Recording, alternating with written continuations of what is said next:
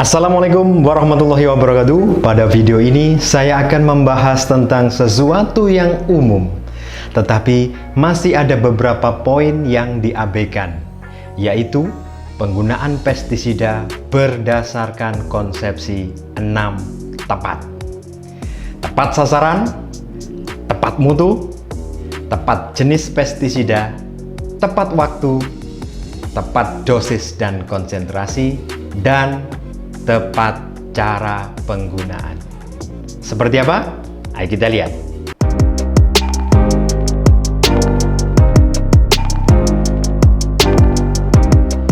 Baik teman-teman, penggunaan pestisida kimia adalah alternatif terakhir setelah pemilihan varietas tahan OPT endemis, pengelolaan tanaman sehat yang di dalamnya terdapat pemupukan dengan bahan organik, pengendalian secara biologi dan nabati.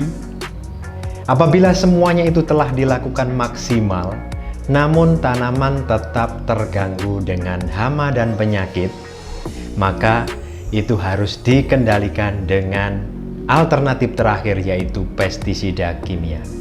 Selanjutnya, untuk menjamin efektivitas penggunaan pestisida kimia, namun tidak terlalu mencemari lingkungan dan tidak memberikan dampak buruk lainnya, maka dasar penggunaan pestisida 6 tepat perlu dipahami bersama. Yang pertama adalah tepat sasaran. Tepat sasaran artinya pestisida yang digunakan harus berdasarkan jenis OPT yang menyerang tanaman. OPT di sini adalah kepanjangan dari organisme pengganggu tanaman ya teman-teman. Baik yang berupa hama maupun yang berupa penyakit. Oleh karena itu, harus berdasarkan OPT yang menyerang. Alangkah lebih baiknya sebelum menggunakan pestisida, langkah awal yang harus dilakukan adalah pengamatan. Jadi pengamatan harus dilakukan lebih dahulu dengan tujuan untuk mengidentifikasi atau mengetahui jenis OPT yang menyerang. Baru langkah selanjutnya ialah memilih jenis pestisida yang akan digunakan. Jika jenis OPT yang menyerang adalah dari golongan serangga hama, maka pestisida yang dipilih adalah insektisida. Jika kutu-kutuan atau tungau adalah dengan akarisida. Apabila tikus adalah dengan rodentisida. Siput dengan moluskisida. Nematoda dengan nematisida. Jamur dengan fungisida. Bakteri dengan bakterisida. Dan gulma dengan herbisida. Yang masih sering dijumpai adalah kesalahan memberantas bakteri dengan fungisida, karena memang bakteri dan jamur sama-sama jasad renik yang sangat kecil dan sukar dibedakan. Karena dikendalikan dengan bahan yang kurang tepat, maka hasilnya pun kurang memuaskan. Yang biasanya dilakukan adalah terus-menerus menambah dosis karena dosis dianggap kurang tinggi.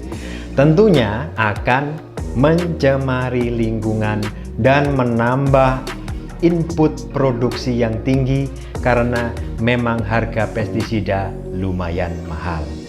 Contoh kasus, misalkan mengendalikan hawar daun bakteri pada padi adalah dengan fungisida. Ini kurang tepat. Hawar daun bakteri pada padi sering dianggap jamur ya sebagai penyebabnya. Teman-teman harus mengetahui ciri-ciri serangan hawar daun dan ciri-ciri serangan blas, karena memang hampir sama. Untuk mudahnya, blas biasanya dicirikan dengan bentuk noda di dalam daun, itu bentuknya belah ketupat. Sedangkan hawar daun bakteri itu adalah bukan belah ketupat. Kemudian mengendalikan layu pada cabai dengan fungisida tanpa melihat apakah layu tersebut adalah karena jamur ataukah karena bakteri.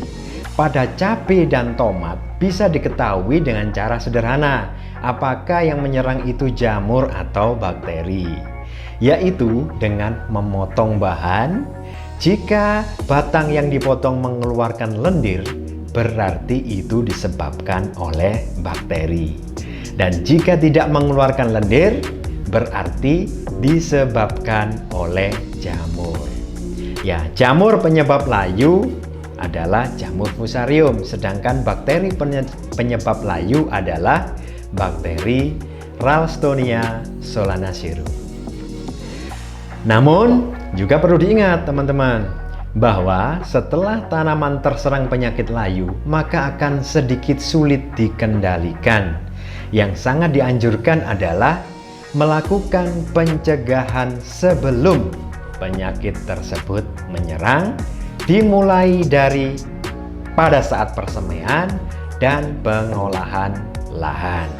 Saya ulangi, jika pada musim sebelumnya tanaman terserang penyakit layu dan setelah dicek dengan memotong batang ada indikasi serangan bakteri, maka musim tanam berikut harus dicegah dengan penggunaan bakterisida, bukan fungisida, karena tempat tanam kita dapat dikatakan endemis bakteri.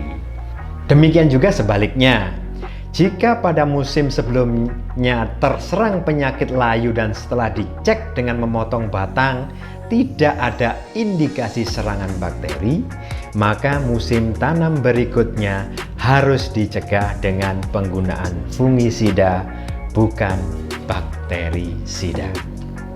Jadi harus tepat, walaupun sama-sama barangnya kecil, tidak kelihatan. Berikutnya adalah tepat mutu. Tepat mutu artinya pestisida yang digunakan bahan aktifnya harus bermutu. Oleh karena itu, dipilih pestisida yang terdaftar dan diizinkan oleh Komisi Pestisida. Sangat disarankan untuk membaca etiketnya, diantaranya adalah nomor izinnya, peruntukannya, kode produksi, tanggal produksi, tanggal kedaluarsa, nama dan alamat produsennya. Pestisida yang tidak terdaftar atau sudah kedaluarsa, rusak, atau yang diduga palsu tidak boleh digunakan karena efikasinya atau daya bunuhnya diragukan dan bahkan mengganggu pertumbuhan tanaman. Jenis-jenis pestisida yang terdaftar dapat dilihat pada website Sistem Informasi Pestisida dari Direktorat Pupuk dan Pestisida, Direktorat Jenderal Prasarana dan Sarana Pertanian, Kementerian Pertanian, yaitu dengan mengetikkan pestisida.id pada pencarian Google. Kemudian klik di mana saja. Kemudian sobat bisa mencari produk berdasarkan merek, berdasarkan produsen, berdasarkan bahan aktif atau OPT yang menyerang. Catatannya bahwa di web ini masih terdapat beberapa merek yang beredar di pasaran tetapi belum tercantum di web saat di-searching. Hal ini masih saya tanyakan ke Dirjen BSP untuk mendapatkan info lebih lanjut. Sobat juga bisa melihat daftar pestisida yang terdaftar di Kementerian Pertanian tahun 2016 yang bisa di-download pada link di deskripsi ya. Ini juga merupakan buku terakhir yang diterbitkan. Buku update terbaru juga belum bisa diakses. Nah, walaupun tidak lengkap dan tidak update 100%, minimal sobat bisa menggunakan hal yang saya sebutkan di atas sebagai acuan sementara apakah benar pestisida yang kita gunakan terdaftar atau belum. Selanjutnya adalah tepat jenis pestisida. Pestisida yang digunakan harus diketahui efektif terhadap hama dan penyakit sasaran, tetapi tidak mengganggu perkembangan tanaman, dan peranan organisme yang berguna. Suatu jenis pestisida belum tentu dianjurkan untuk mengendalikan semua jenis OPT pada semua jenis tanaman. Oleh karena itu, pilih jenis pestisida yang dianjurkan untuk mengendalikan suatu jenis OPT pada suatu jenis tanaman. Setiap pestisida yang didaftarkan itu pada dasarnya sudah melewati penelitian awal sebelum izin dikeluarkan. Makanya di dalam label pestisida di situ ditulis hama atau penyakit apa saja dan pada tanaman apa saja yang dapat dikendalikan dengan bahan aktif pestisida yang bersangkutan. Informasi ini adalah diperoleh juga dari buku panduan penggunaan pestisida atau berdasarkan hasil-hasil penelitian terbaru. Oleh karena itu, membaca label yang tertera pada kemasan pestisida atau melihat peruntukannya pada buku pestisida yang sudah saya sebutkan linknya tadi, mutlak diperlukan. Selanjutnya adalah tepat waktu, yaitu tepat waktu penggunaan. Ini yang masih banyak dan sering dilakukan, yaitu menyemprot pestisida dalam waktu yang salah. Menurut Balai Penelitian Sayuran Balitsa Bogor, waktu yang tepat untuk melakukan penyemprotan adalah pada sore hari, yaitu ketika jam 3, jam 4. Ketika suhu udara kurang dari 30 derajat Celcius dan kelembapan udara berkisar antara 50 sampai 80. Kenapa harus dilakukan sore hari? Karena bahan aktif pestisida kebanyakan menghendaki suhu stabil dan turun setelah disemprotkan agar daya bunuh tidak pendek dan tidak menurun. Ditambah lagi, pada pagi hari masih terdapat banyak embun yang menempel di daun sehingga tanpa kita sadari, kita sedang menurunkan konsentrasi pestisida yang dapat membuat OPT menjadi resisten atau kebal.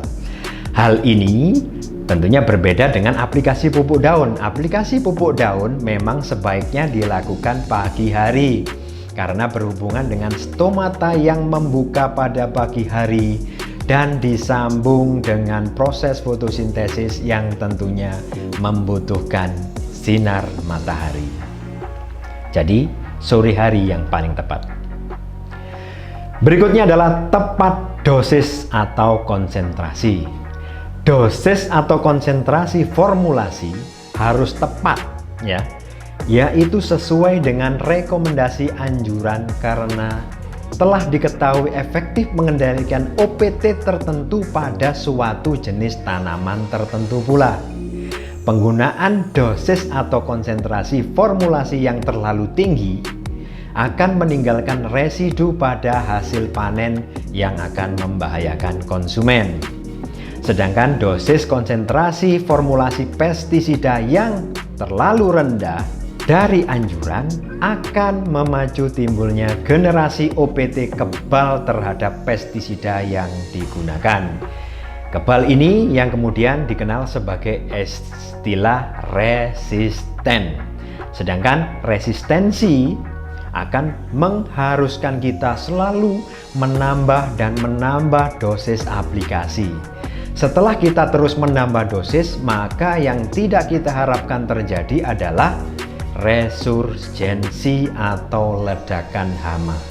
Karena selain hama semakin kebal dan resisten, pada saat yang sama kita juga membunuh semua musuh alaminya.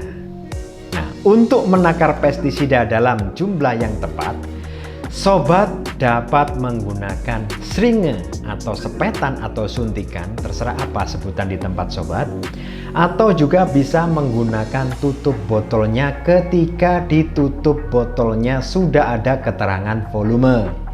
Jika di dalam tutup botol tidak ada keterangan volume, maka sobat bisa mengukur volume tutup atau istilah orang Jawanya itu diayoni, gitu, diukur.